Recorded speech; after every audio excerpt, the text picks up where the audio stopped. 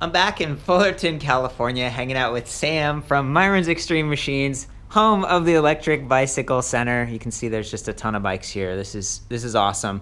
Early 2016 here. Electric bikes are great, but scooters are also cool. And Sam, this is like more electric and gas scooters than I've ever seen at your store, I think, before. So I really stocked up on all the various lithium-powered, I would almost call them the next generation of motorized scooters. Okay, and look, it's maybe similar that you have an electric motor and everything, but these seem to be a little bit more stable than some of the hoverboards and obviously higher quality, at least the ones you carry. Yeah, and the price points are a lot higher as well. You know, when we started selling motorized scooters back in the 80s, there were electric scooters back then, but it was all lead acid powered. And still to this day, we have bikes that are scooters rather. I call everything a bike that are lead acid powered, and they converted them into lithium. But you can go either way with either the cheaper price point with a lead acid battery, which would be like a Razor scooter. I think Razor is probably one of the most popular mass-produced scooters, but that's a much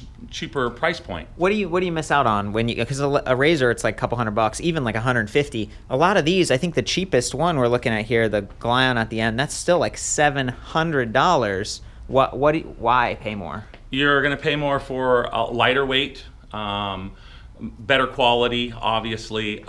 We were riding around in San Diego over the weekend, and there were kids riding by on Razors. You can literally hear them from like 50 feet away, the chains going down the road, whereas a lithium hub motor is just silent. You're like a ninja riding that scooter. And the modern scooters are not just for kids so much anymore. A Razor is really a kid market, whereas the modern type lithium-powered scooters like an EcoReco or a... hey, EcoReco, right up there. Yeah, or an iMax. Or a Glion. Yeah. These are more for people trying to maybe commute from that last mile from their house to a train station, from the bus stop to work, things like that. Okay, so you started off talking a little bit about the history of the space. I was amazed to find that, Goped, I think, even had an electric scooter a long time ago. But just can you talk about the history a little bit here? Where do these things come from? So we'll start with the Goped brand. Goped brand started doing electric probably in the late 90s, and then they came out with their full suspension. I think we mentioned it before, called the Hoverboard. Yeah. Prior to the current batch of hoverboards, their brand was called a Hoverboard, and it was a full suspension hard tire scooter, and it morphed into what we have here, which is the ESR 750, which is a 1,000-watt motor. It's got 4 12-volt, 9-amp-hour batteries. Wow. And this was the original pan, actually, that they used on the hoverboard. And in order to, they made so many of them, they had to use this spacer to fit this larger, the original ESR 750 only had like about a 4 or 5 mile range in the turbo mode. So by putting that spacer in there, they could put a larger amperage battery, and you could go maybe 8 miles on a charge in turbo mode, rather than only a 5 mile. It does look comfortable. I'm looking at that suspension arm on the front, and the bigger tires, inflated tires, wider. Yeah. That's. And they also make still the hard tire version over here. Okay. Same motor, but with lithium batteries underneath. You can either put 1 or 2 lithium batteries underneath there. And these are chain drive, and they're torquey, they're powerful.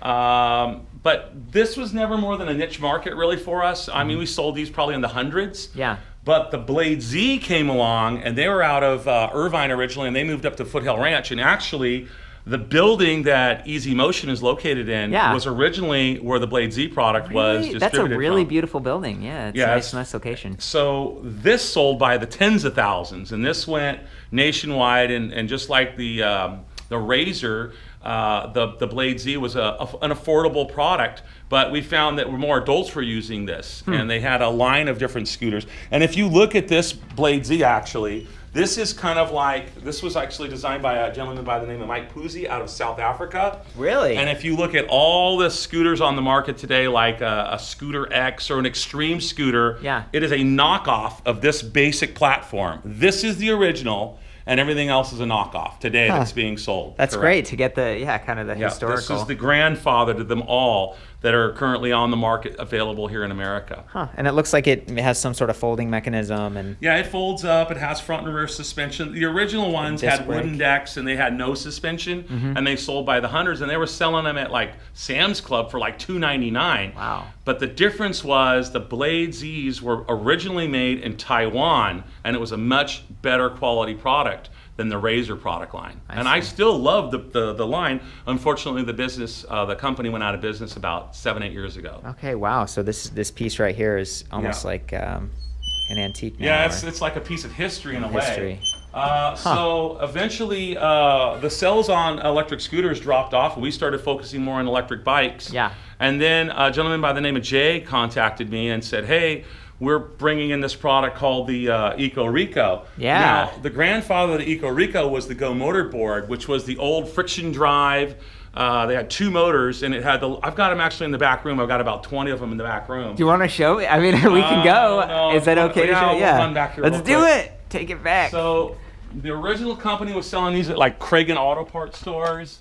And if we look up here on the shelf, there's a bunch of the old, this was like the first modern lithium powered, lightweight. The lithium version of this only weighed 18 pounds. Jeez. And the EcoReco has a lot of the same features. It's like a morph. It went from this to being the EcoReco. And I'm not sure what I don't want to name any of the names that were involved in it, but that was definitely a direct lineage back to this model here is the EcoReco. So you have parts, you sell these. If someone wanted one or needed some fixing, maybe they could come to your store in Fullerton. Or yeah, we were even making aftermarket parts for them, like these billet decks right here.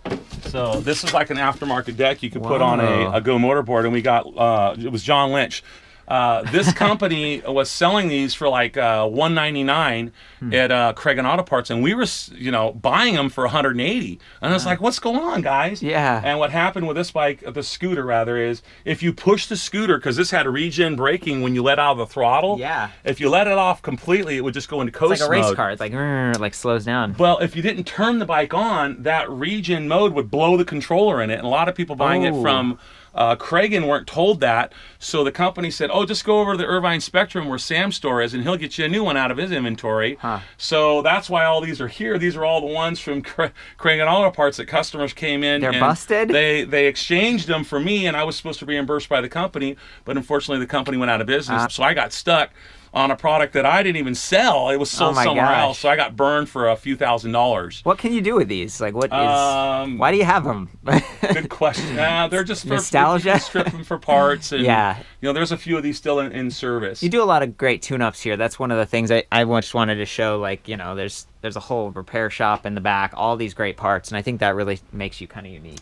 So the second guys that took it over was John Lynch and Dave Roth. He was an engineer, and they were based out of Palm Desert.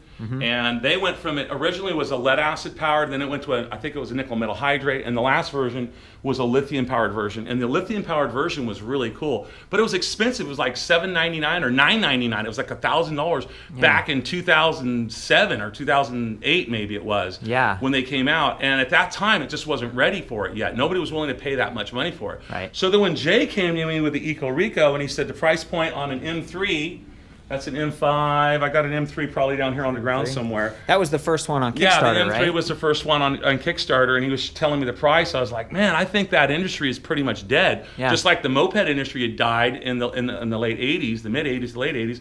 The industry for motorized scooters had kind of tapered off as waned, well. Yeah. And I said, you're going to have to build a dealer network. It's going to take a while. But they were first to the market. And they're probably got a little bit of a head start on everybody else, but it really surprised me how many people have kind of taken to it, and the technology's there, it's gotten better, and now people are willing to spend upwards of $1,000 or more to get a good quality lithium-powered scooter with a hub motor on the back. Well, who buys these, Sam? Because, I mean, I prefer electric bikes usually because I'm commuting all the way to work. I'm not riding public transportation. I want something a little more comfortable and stuff, but there's the last mile argument of like, I just need to get to the bus stop, to the train stop, have something small and compact that's easy to store, carry upstairs, all that. But it's $1,000 for a lot of these. So here's how it works. If you live in a very dense urban environment, and everything you do is within a 10-block radius of your house, New York, Chicago, LA, Orange County, a little bit more spread out, but a lot of people that come and buy these are from Irvine. Beautiful like green belts and this big wide sidewalks where it's like this smooth ribbon that you can ride these scooters on, and that's who comes in and buys them. If you're in an urban environment that's very densely populated, this is a great way to like cut down your time. A lot of people were using the kick scooters, for instance, on the subways in New York, and they started riding these. This was like the evolution of that, and now they can use this to kind of slip and slide. It's kind of like sidewalk surfing, riding one of these things, and it makes you feel fun. You know, you got the wind in the face, and you're having a blast when you're riding one. Yeah, I agree, and it's cool that at some point, like my knees, I'm always talking about my knees with biking and stuff, and I used to skateboard a lot, so just that kind of like motion of lifting your body up and stuff, having to kick, that can get kind of tiresome versus just using a throttle. Some of the better known push scooters, of course, was the Razor, but it has its limitations because of the thickness of its tire, and they evolved it into different ones. But the ones that I can think of off the top of our head that we've sold in the past are the Xootr and the No-Ped and Grow-Ped from Goped. That's awesome. And I still have my original prototype No-Ped from 1992 that has traveled all around the world with me. I love that thing. I would never sell it. It's the one Goped that will stick with me till the very end. I love that thing. That's great. Well, it's some other unique stuff. I don't want to take you off course, but I see back there, is that the Etwow? Yeah, they call it the E2W. And that will be branded differently. I believe this year they're going to be calling it the youscooter. And that's probably the lightest one. And then we've got the, we mentioned the EcoReco, of course. A new one to the market is the iMax with both the T3 and the S1. And the S1 has been our best seller this Christmas, actually. Is that the 48 volt one? 48 volt, 500 watt with pneumatic 10-inch tires. Probably the smoothest, most powerful one on the market. And it sold really well at a price point of about $1,300. I think we sold more than anybody the manufacturer told us here in Southern California. Yeah, this is cool because it has a little bell. It's got an actual brake. One of the scooters I've been looking at over here that also has some unique features, the Glion, it has like a regenerative brake. There's no brake lever. It's like it completely relies on the motor. It's really interesting to see. The E2W has the same system on it as well. Hey, but the fender, it swivels, and so you can actually friction stop too, which not only that, but when you push back on the fender, it actually engages a regen mode as well. So you're doing a regen as you're pushing down on the fender. That's so cool. I think it was Goped was the first. If we pan over to here, I'll show you the first one to use this technique. And actually it was Razor that copied Goped, but there's the scrub brake. And I mean, you could go back to the 60s with people using scrub brakes on like mini bikes, there was all kinds of different products. Just your foot. I mean, when I was a kid, I dragged my foot. For sure. And that doesn't work too well when you got water on your tire and you're trying to rub on it. I don't recommend it. It's just Flintstone style. Very cool. So we've kind of gone through the evolution of the different scooters here. Is there anything else you want to say about some of the newer ones, or Well, we didn't mention the YikeBike actually. This is not. I don't know what category you would put it in. So this is something unique too. And this came out of Church Christ, New Zealand, and they kind of completely reinvented the wheel. And if you look closely at it, there was a term they used, penny farthing, to describe the penny farthing, the huge front wheel and the small. And this is lithium powered, lightweight. It folds into itself. The original ones were all like made out of composites. They weighed like 20 pounds. And this was just like a completely different way of reinventing how to get from point A to point B. Still a last mile vehicle, something that's super compact when it's folded, lightweight. And this product actually made the cover of Time magazine. Most people don't know that, but there was an article on what Americans can learn from the Eastern, ring. And this was actually on the cover of Time magazine at one point. That's kind of cool. It's neat to see this and so many of the other products that you offer. I wanted to shout out again on the Glion, the fact that it has, like, look at this. There's a little handle that slides up and these extra little wheels for rolling it around. And you can see if you have a problem, and there's some people that can't physically lift, a 25 to 35 pound scooter is what most of these scooters are going to weigh in at. This one's 27. Right? So you can just use that feature there, which makes it unique. And none of the other models have that feature on it. That's great. It's really cool to see. Also, this one still has the fender. This one isn't a scrub brake. It's just a place to put your foot. Correct. And there's a few of them that are that way as well. Some of the other ones you can tell. Actually, none of these have a scrub brake. Only the E2W And what was the other one that had one? And some of the push scooters. Just the push scooters. Yeah. I'm calling that out right now, and thanks for mentioning the other ones, because I don't, like, sometimes these are smaller decks. Like, it's designed to be small and compact for transportability, but, you know, look at your feet, dude. Look at, getting all those foots on top of one of these boards can be a challenge. Ideally, it would be nice to ride like this. This is probably the proper way to ride a scooter. And I end up having to put 1 foot forward and 1 foot sideways. And I call this sidewalk surfing, because if you look at my torso, I'm facing this way and I'm having to turn to get to my handlebar. That's true. And that's the way I have to ride most scooters, unless they have a little bit wider deck. But you have to compromise, you know, for the size and the portability of it. Some other things I'd like to mention, the evolution of the EcoReco started out with like solid tires with only front suspension. Yeah. Then they came out with the N5 that had full suspension. Yeah. And now... And it's kind of, you know, see the springs right up there, and then there's this like... 5 millimeters of travel on the back, and it does make a difference. So people come in and they want to test ride the various models, and they'll like pick and choose, either because of price point or because of features, what works best for them for their particular type of environment. If you're in an area, like I said before, where everything is smooth parking lot, maybe somebody's parking at a hospital and they have to park hundreds of yards away from the building, they can use that to get from point A to point. I'm actually using these examples of customers that have come in and told me what they're using the product for. But I wanted to finish in this Christmas in 2015, they came out with the M5 Air, and even make it smoother, and you'll definitely notice a difference when you go to a pneumatic style tire. Yeah. So what are the advantages and the disadvantages of that? You get a solid tire, you're gonna have a rougher ride. Yeah. You get an air tire, it's a smoother ride, but then you run the risk of getting a flat tire. Do you recommend slime, or is there anything that you can do for people? You know, there's various things you can do. Keep your tire pressure up. I don't even know if they make a liner that small. Yeah. But do they have tubes, or are these tubeless? Some of them, most of them have tubes in them, yes. Okay. And then the last thing I wanted to mention about the M5 Air was they actually have a GoPro mount on the top of the handlebar. Oh, cool. Now. We got the first two M5 Airs shipped in America at Christmas time this year. Wow. Yeah, I'm excited to see that when that comes in.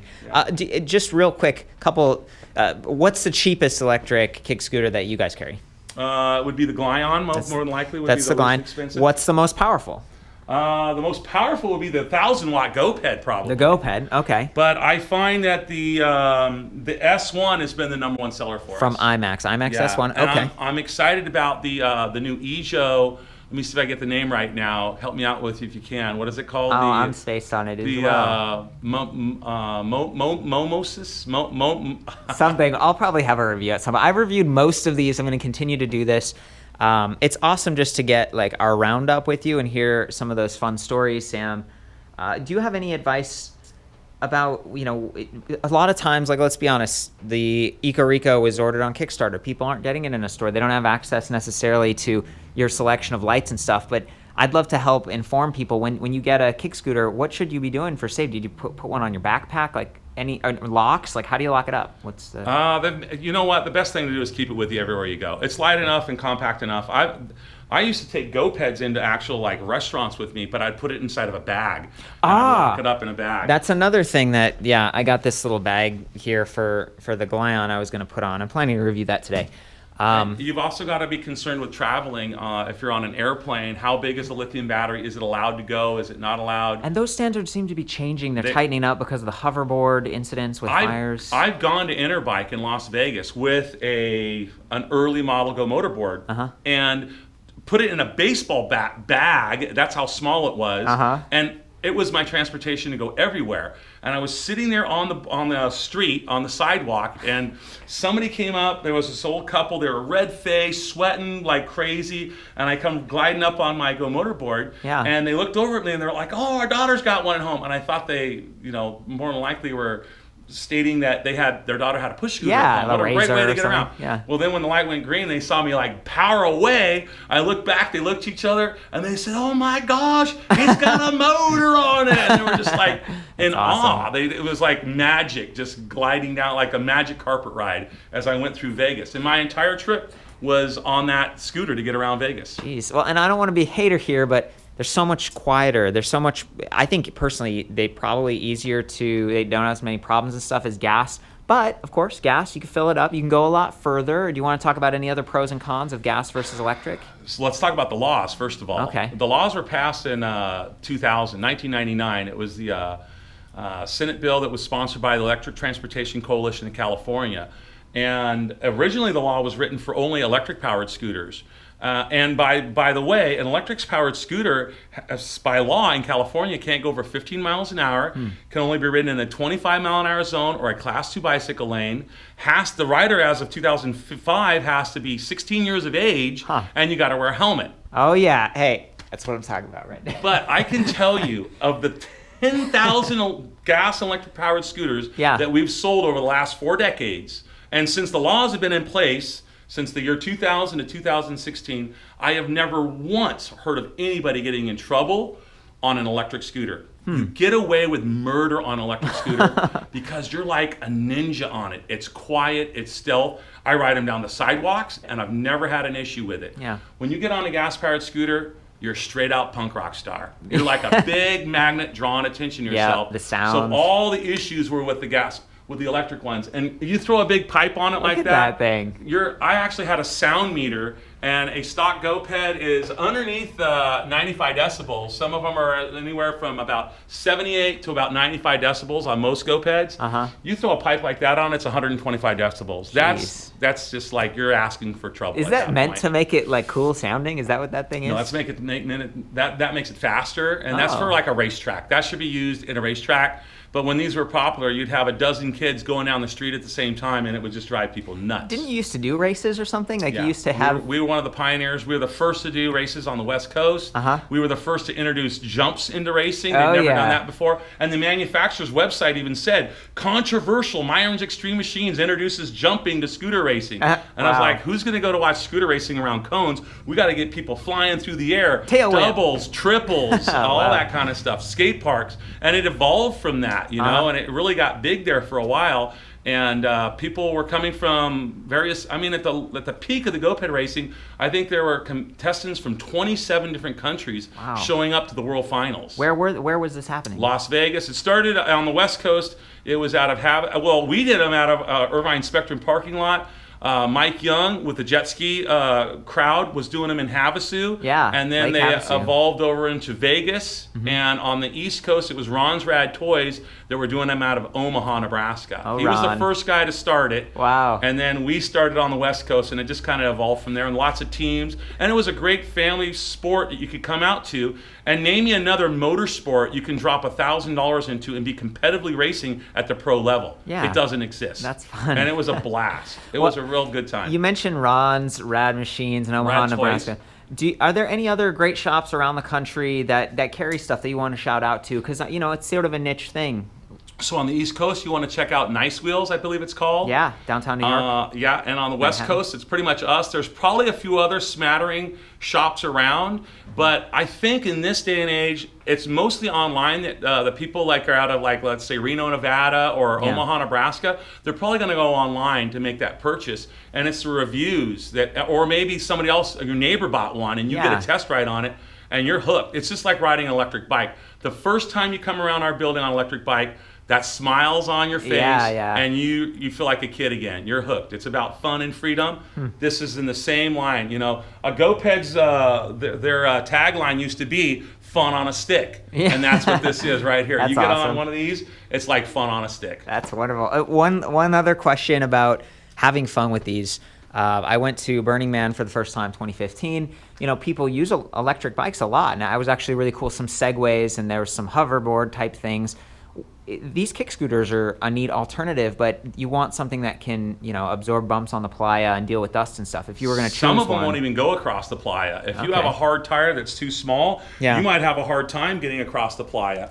That tire right there, I was going across Lake El Mirage, and I had a little kid in front of me and his face was right about T-handle level. We hit soft sand, and he ended up getting a bloody lip because we sunk in. So if you're going to be going in any kind of off-road conditions, you need to have a large enough tire, pneumatic tire specifically, and you can adjust tire pressure depending on the type of environment you're riding in. So the iMax might work, is what I hear you saying, and some of the Gopeds might be even better. Anything that has like this size and larger would probably work. on a dirt surface, but as it gets softer, Yeah. even these won't go across like sand. None of these will go across sand. You have to have the big fat like Segway tire or like a fat tire bike type of tire to get across that, and enough torque and power as well. Okay. So take all that into consideration. I think most people that are using these though are. I just recently had a guy that had a bad leg, and he just couldn't. They were taking off for Southeast Asia, and this was going to be his way to get around from the temples and the various areas. Wow, great idea. So he was looking at, actually, I think it was the Glion he ended up choosing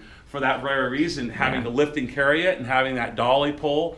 That's their choice. So different people, different bikes, have a wide selection, just like with the bikes, as well with the scooters to choose from. Yeah. And they'll do a test ride on 3 or 4 different models, and then they can make a decision what will best work for their needs. Okay, well, Sam, this has been amazing as always. You're full of stories, and you speak loudly, which helps so people can understand. Thank you. I appreciate it. Sorry, Court. You do great. No, I think this is perfect for this this setup. Check it out. So yeah, this Myron's Extreme Machines, owned and run by Sam. It's Electric Bicycle Center in Fullerton, California. Yeah, it's a little confusing. And what's the website? Tell me the website. It's Electric Bicycle Center, or you can go to MXM Racing, either one. Okay, Yeah. electricbicyclecenter.com. Yep. Awesome. Awesome. Check it out. Thank you so much. We'll see you on the trails. Oh, yeah.